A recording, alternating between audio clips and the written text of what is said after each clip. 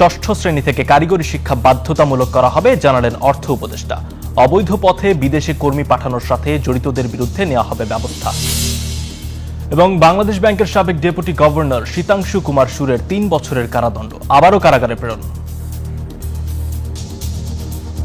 আমন্ত্রণ ব্যবসা বাণিজ্য আর অর্থনীতির সবশেষ খবর নিয়ে নিউজ 24 এর নিয়মিত আয়োজন পূবালী ব্যাংক পিএলসি বিজনেস টাইমে। সাথে আছি আমি আসিফ সামাদ। দেখছিলেন শিরোনাম, চলে যাব পুরো খবরে। দেশের চলমান জ্বালানি সংকট নিয়ে মালয়েশিয়ার প্রধানমন্ত্রী আনোয়ার ইব্রাহিমের সঙ্গে টেলিফোনে আলোচনা করেছেন প্রধানমন্ত্রী তারেক রহমান। সংকট সমাধানে সহযোগিতার আশ্বাস দিয়েছেন মালয়েশিয়ার সরকার প্রধান।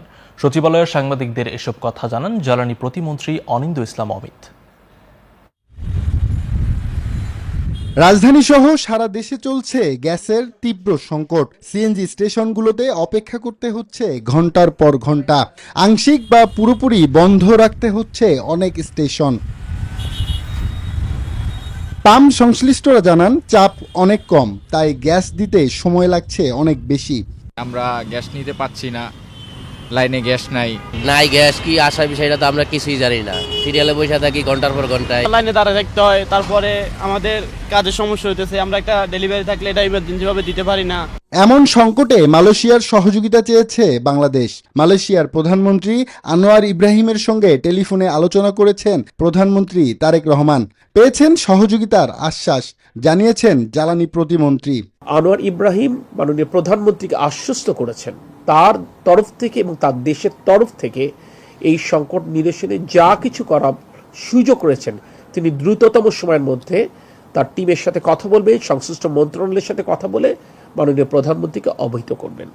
মহেশখালীর ভাসমান এলএনজি টার্মিনালের ত্রুটির কারণে এমন পরিস্থিতি। চলছে মেরামত কাজ, সবকিছু স্বাভাবিক হতে সময় লাগবে আরও কয়েকদিন। আলটিমেট সলিউশন হচ্ছে land base LNG terminal. Abdullah Mamun, news 24, Dhaka. কর্মসংস্থানমুখী শিক্ষা ব্যবস্থা গড়ে তুলতে ষষ্ঠ শ্রেণী থেকে কারিগরি শিক্ষাকে বাধ্যতামূলক করা হবে। মঙ্গলবার বিনিয়োগ ভবনে বিশ্ব যুব দক্ষতা দিবস উপলক্ষে আয়োজিত সেমিনারে এই কথা জানান অর্থ উপদেষ্টা ডক্টর রাশেদ আল মাহমুদ তিতুমির। তিনি বলেন, দেশের ভঙ্গুর শিক্ষা ব্যবস্থার কারণে বর্তমানে প্রতি 4 জন যুবকের একজনই বেকার। বিশ্বজুড়ে 40% কর্মীর দক্ষতাই এখন শ্রমবাজারের অনুপযোগী। আর বৈশ্বিক এই সংকটের বাইরে নয় বাংলাদেশও। দেশে বর্তমানে প্রায় 19.5 লাখ যুবক বেকার, যার মধ্যে 32%ই উচ্চশিক্ষিত। এমনকি স্নাতক পর্যায়ে এই হার 13.5%-এর বেশি। প্রতি বছর লাখ লাখ তরুণ শ্রমবাজারে আসলেও দক্ষতার অভাবে কাজে লাগানো যাচ্ছে না তাদের। এমন বাস্তবতায় মঙ্গলবার বিশ্ব যুব দক্ষতা দিবস উপলক্ষে আয়োজিত সেমিনারে উঠে আসে নানা সংকট ও উত্তরণের পথ। অনুষ্ঠানে বক্তারা বলেন, পরিবর্তিত শ্রমবাজারের সাথে তাল মেলাতে প্রযুক্তি নির্ভর ও টেকসই দক্ষতা অর্জনের কোনো বিকল্প নেই। I think it's a high time for us to look into inclusion agenda more broadly and more constructively. আমাদের দেশের ট্রেনার এবং এসআর যারা এনএসডিএ সার্টিফাইড, তারা ইন্ডাস্ট্রি নিড অনুযায়ী ট্রেনিং প্রদান করছে। এ সময় প্রধানমন্ত্রীর অর্থ বিষয়ক উপদেষ্টা জানান, আগামীর চাহিদা বিচারে ষষ্ঠ শ্রেণী থেকেই কারিগরি শিক্ষা বাধ্যতামূলক সহ শিক্ষা ব্যবস্থায় বড় পরিবর্তন আনছে সরকার। শিক্ষা মন্ত্রণালয় কারিকুলামে একটা বড় রকমের পরিবর্তন এবং ষষ্ঠ শ্রেণী থেকে কারিগরি শিক্ষায় গুরুত্ব দেওয়া হবে। সেমিনারে প্রবাসী কল্যাণ প্রতিমন্ত্রী বলেন, মালয়েশিয়ার শ্রমবাজার ইস্যুতে বাংলাদেশের স্বার্থে সিদ্ধান্ত নিতে সময় লাগছে। পাশাপাশি অবৈধ পথে শ্রমিক পাঠানোর সঙ্গে জড়িতদের বিরুদ্ধে আইনগত ব্যবস্থা নেওয়া হবে। আমাদের দেশের নাগরিকদের মর্যাদা অধিকার যেন সুরক্ষিত থাকে এবং তারা যেন কম খরচের মধ্যে দিয়ে যেন আমরা যেতে পারি, এই জন্য 2-4 দিন সময় লাগছে।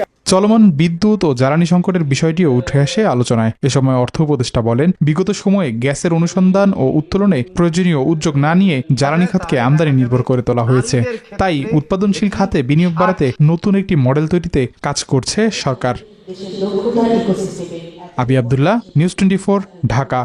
দেশীয় প্রযুক্তিতে তৈরি ভেন্টিলেটর ও হাই ফ্লো অক্সিজেন মেশিন তৈরিকারকদের প্রশংসা করেছেন প্রধানমন্ত্রী তারেক রহমান।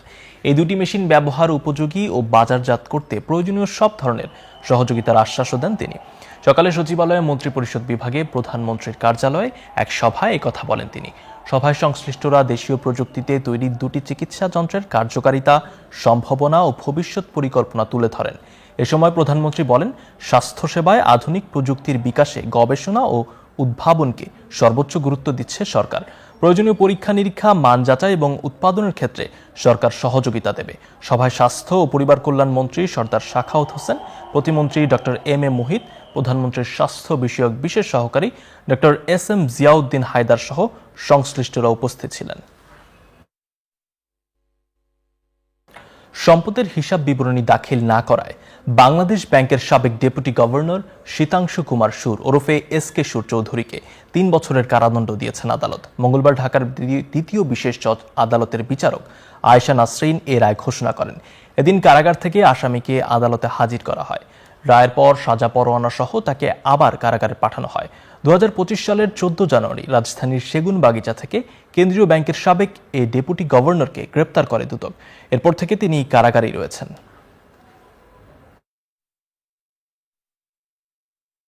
রায়ের পর্যবেক্ষণে বিচারক বলেছেন যে আসামি তার সম্পদকে আড়াল করার জন্যই এই ধরনের কৌশলকে অবলম্বন করেছেন। নোটিশ পাওয়ার পরেও উনি সম্পদ বিবরণীটা উনি দিলেন না, এটা ওনার একটা কৌশল মাত্র। সরাসরি বৈধ এজেন্সি দ্বারা হজ যাত্রীদের নিবন্ধনের পরামর্শ দিয়েছে Hajj agencies association of Bangladesh হাব। মঙ্গলবার রাজধানীর নয়াপল্টনে একটি হোটেলে হজ ফেয়ার ও হজ ব্যবস্থাপনা নিয়ে সংবাদ সম্মেলন করে হাব। এ সময় কোনো মধ্যস্বত্বভোগী ও দালালদের মাধ্যমে হজে যাওয়ার ক্ষেত্রে সতর্কতা প্রদান করেন হাব সভাপতি।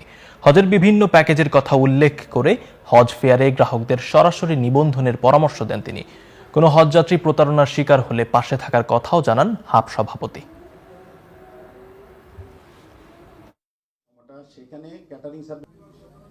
ধন্যবাদ, আপনি খুব গুরুত্বপূর্ণ প্রশ্নটি করেছেন। আমাদের বর্তমানে হজ ব্যবস্থাপনার সবচেয়ে বড় চ্যালেঞ্জ ফেসবুক সহ বিভিন্ন সোশ্যাল মিডিয়ায় লোভনীয় আকর্ষণীয় বিজ্ঞাপন দিয়ে লাইসেন্সবিহীন বিভিন্ন ব্যক্তি ও সংস্থা বিভিন্ন সময় এই সকল হজযাত্রী অধিকাংশ ক্ষেত্রে প্রতারিত হচ্ছেন।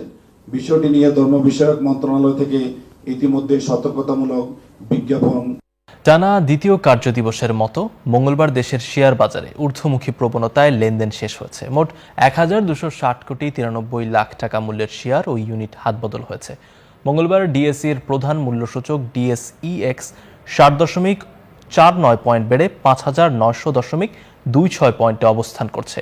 এদিন ডিএসইতে মোট 393টি প্রতিষ্ঠানের শেয়ার ও ইউনিট লেনদেন হয়েছে। এর মধ্যে 284টির দর বেড়েছে, 60টির দর কমেছে এবং 49টির দর অপরিবর্তিত রয়েছে। লেনদেনের পরিমাণও উল্লেখযোগ্যভাবে বেড়েছে। এখনও স্বাভাবিক হয়নি গ্যাস সরবরাহ। সিএনজি ফিলিং স্টেশনগুলোতে গাড়ির সারি আরও দীর্ঘ হচ্ছে। আংশিক বা পুরোপুরি বন্ধ রাখতে হচ্ছে অনেক স্টেশন। মঙ্গলবারের রাজধানী জুড়ে বিভিন্ন এলাকায় গ্যাসের চাপ কম দেখা গেছে। পাম্প সংশ্লিষ্টরা জানান প্রতিটি পাম্পেই গ্যাসের প্রেসার আশঙ্কাজনকভাবে কম। গাড়িতে গ্যাস নিতে 5 থেকে 10 মিনিটের পরিবর্তে লাগছে 30 মিনিটের বেশি। এদিকে ঘন্টার পর ঘন্টা লাইনে দাঁড়িয়ে নষ্ট হচ্ছে চালকদের কর্মঘণ্টা। এলএনজি টার্মিনাল মেরামতের কাজ চললেও কবে পুরোপুরি স্বাভাবিক হবে সরবরাহ, সেই অপেক্ষায় এখন পুরো নগর জীবন। আমরা গ্যাস নিতে পাচ্ছি না, লাইনে গ্যাস নাই। হয়রানি করা মুক্তন কিসের জন্য নাই গ্যাস, কি আসার বিষয়টা তো আমরা কিছুই জানি না। সিরিয়ালে বসে থাকি ঘন্টার পর ঘন্টায়, লাইনে দাঁড়ায় থাকতে হয়। তারপরে আমাদের কাজের সমস্যা হইতেছে। আমরা একটা ডেলিভারি থাকলে এটা ইমার্জেন্সিভাবে দিতে পারি না, কারণ গ্যাস ছাড়া তো গাড়ি চলে না। রাষ্ট্র যেন তার ন্যায্য কর থেকে বঞ্চিত না হয় তা নিশ্চিত করতে কর আইনজীবীদের প্রতি আহ্বান জানিয়েছেন মুক্তিযুদ্ধ বিষয়ক মন্ত্রী অ্যাডভোকেট আহমদ আজম খান। মঙ্গলবার রাজধানীর কাকরাইলে ট্যাক্সেস বার অ্যাসোসিয়েশন আয়োজিত নবীন আইনজীবীদের প্রশিক্ষণ কর্মশালায় তিনি এ আহ্বান জানান। বলেন, পেশাদারিত্ব ও দেশপ্রেমের সাথে দায়িত্ব পালন করলে দেশে 10 লাখ কোটি টাকা পর্যন্ত রাজস্ব আদায় করা সম্ভব। একই সাথে করদাতারা যাতে কোনো হয়রানির শিকার না হন এবং আইনি অধিকার থেকে বঞ্চিত না হন সেদিকেও নজর রাখার তাগিদ দেন তিনি। একজন করদাতা যেন হয়রানির মুখে না পড়ে, ঠিক তেমনি আপনাদেরকেই লক্ষ্য রাখতে হবে একজন করদাতা যেন তার ন্যায্য করটি ফাঁকি না দেয়। রাষ্ট্রকে ন্যায্য করটি যেন তিনি দিয়ে দেন। একজন আইনজীবীর দায়িত্ব দুটোই, একটা হলো রাষ্ট্রের দায়িত্ব পালন করা, আরেকটা হলো করদাতার যে অধিকার সেই অধিকারটা রক্ষা করা, সংরক্ষণ করা। দর্শক, এই ছিল Pubali bank PLC business time এখনকার আয়োজন। সঙ্গে থাকায় ধন্যবাদ।